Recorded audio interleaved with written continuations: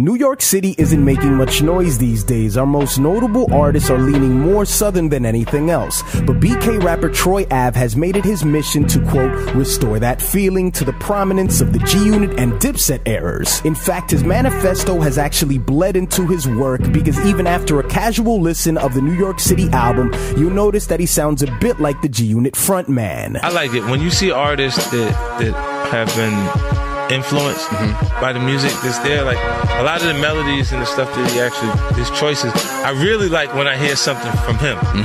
Like when I hear something that was his idea that comes out, like then I go, oh shit. So what about the You Can Find Me in the Club record? Right. That was cool. Okay. That's cool, but I hear me on the record. Yeah. At the same. Imitation stages are pretty standard. You obviously have your influences while you're working out those kinks in your developmental years, to then get yourself to the point where you can develop your own authentic swing. Though in hip-hop, it's frowned upon. Similarity is a sign of weakness. But in a jaded coast where people like French Montana get heavy airplay while sounding like anything but a New York rapper, is Troy just the lesser of two evils? I'll be the first to admit that our hometown pride is our strength and our weakness. On one hand, it's the unity that can produce timeless classics, and on the other, it's the limiting ideology that hinders most of our artists from doing anything innovative, simply because everything outside of a boom-bap beat is fucking astrophysics. There isn't any middle ground, and of course, Troy was the only New Yorker on this year's freshman cover, which doesn't seem like an indicator of any relevancy on radio play. Bronson and Badass graced the cover just last year,